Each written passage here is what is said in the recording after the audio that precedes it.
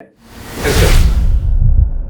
So, thank you very much for the opportunity. I think it's incredible to be able to present in India, even when you're not in India. And I think I'd like to take that opportunity to also extend my support to what India is going through right now, and hope things get better very soon. I want to improve on the title that I was given. It's not only classification of retinoblastoma that we're talking about, it's also staging. And there is an essential difference between the two. And we'll come to that as we go forward because it's part of the apples and oranges. Um, there you go. So in 2005, when I was introduced to the classification of retinoblastoma, there was the A, B, C, D, and E that I was introduced to, and I was very categorically told that EIs are those that are unsalvageable, destroyed, or dangerous, and therefore suggested enucleation. I was a trainee at that time, and all of this just soaked into my head pretty easily and got embedded in there. So when I actually went to an ARVO and saw a poster that described tumors like this, but did not call it a group D, I was surprised for myself, and I learned that there are essential differences in the way the world talks about group Ds and group Es. Uh, uh, and this difference was elicited by a great paper by the group in Memorial Sloan Kettering in New York. They compared the CHLA and CHOP versions and brought out essential differences between the two. And they found that it has ABCDE is described differently in different, let's say, different places around the world, and therefore publications started to mention them interchangeably as Group D and Group E. But some of them can get very inconsistent and confusing to try and follow which Group D or Group E we're talking about. To elicit my point, I'd like to focus on a recent publication that in 2019. This publication was about preservation of group EIs with neovascular glaucoma. And in the discussion, they specifically talk about what they describe as the ICRB, which is group EIs is defined as such and such. Most of the definitions taken from the CHOP, but there are essential parts of that definition that have also been taken from another referral, which is the CHLA version of ABCD. So there are differences in the way these are described, and this paper seems to have amalgamated the two into one. So that brings up that aggravates the confusion that's out there in the literature.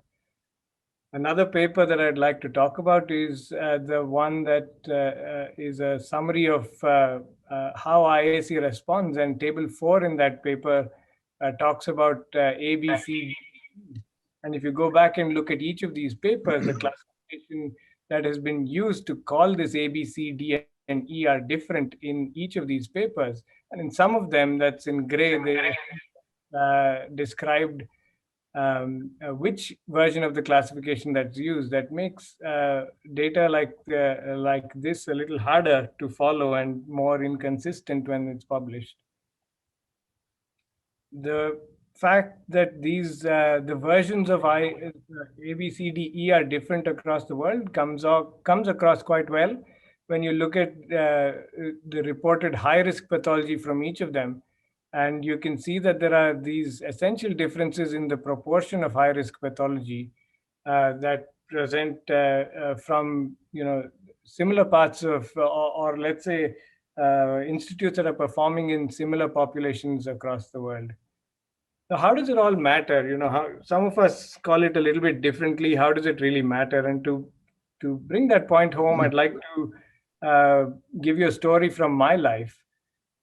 This in my life, for the beginning of my life, was either called flip flops, as it's called in Canada, or called Hawaii chappals, as we call it in India. And I was familiar with these two terms. So when I went to Australia and discovered that these are called thongs, I was very surprised.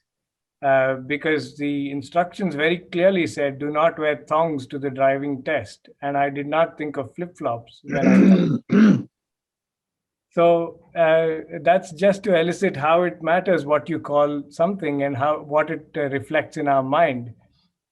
Back to the question about apples and oranges. Is it the CHLA or the CHOP version that is better than the other? Now, we can argue for a long time about which one of those two is better, but I think the solution is different. And we proposed a solution, which was the AJCC Retinoblastoma Staging Chapter, which uh, had a number of authors, many of whom are on this call as well. And the panel discussed questions about Group D and Group E, and the questions brought up were, can we generate an updated definition of what advanced intraocular disease is? Because we call these things different. Advanced intraocular disease is something that has a very variable definition, and which group D or E eye is associated with high risk pathology, which eyes fail salvage, and should we enucleate any of these eyes up front, was the question that was presented. We look back at the specific entities of each of these staging systems or classification systems from across the world, and we decided to focus on those entities that or those variables that were relevant to the current modalities of treatment and current modalities of um, uh, let's say association with prognosis. Um, so then we came up with the retinoblastoma staging system, which was the eighth edition of the AJCC. This is the only evidence-based staging system. So we did start with the evidence and we worked our way down from there. We also, for the sake of evidence, we also looked at 2,802 eyes of 2,079 children. And, we were looking at all of the same features described, or the variables to tell us which way to go forward. We came up with a staging system that was very briefly this, which is T1A is a peripheral tumor, T1B is a small but tumor that's closer to either a disc or macula, or a larger tumor uh, uh, that does not have retinal detachment, which is a T2A, and vitreous seeding, which is or subretinal seeding, which are T2B. Advanced intraocular retinoblastoma is defined as T3, which were divided into A to E. That's for Thucycal eye, tumor invasion of the intraocular pressure raised, hyphema, and aseptic orbital cellulitis. And T4 was defined as tumor that's outside of the eye, either overt or radiological alone. Of course, with the N and Ms, there are definitions about metastatic staging as well. So why bother using this staging system? Well, the staging system is different from a classification system. Stages go serially, which means the tumor progresses from intraretinal to intraocular to advanced intraocular and eventually extraocular. And that's the natural history of the disease. So this reflects that natural history better to tell us exactly where in time we've caught that. Um, this also better defines that an eye might be a risk to preserve, and we are suggesting that some of the T3 eyes are potentially unsafe to preserve. This also manages to combine the grouping systems, which are IIRC, ICRB, and the staging system, which was the 2006 publication by Shantada, the IIRS. We've attempted to combine these. So I think we need a system because we need to move away from the familiar but still unclear group D versus E. And this is one system that's useful to ophthalmologists, oncologists, radiologists, pathologists, and geneticists. And that's the other reason why we need to go ahead with the system like this, a unifying system, with the introduction of H1, which describes hereditary traits, which is actually the best predictor of long-term prognosis well after retinoblastoma is treated. Um, uh, it also better defines high-risk features in histopathology, which I think Dr. Chavez Barrios might focus on as well in the subsequent talk. And for further reading, I would suggest the papers that have been published recently about how this staging system would pertain to prognosis. And if any of you are interested in a handout or a presentation, please click on that QR code and you'll be given one. So thank you.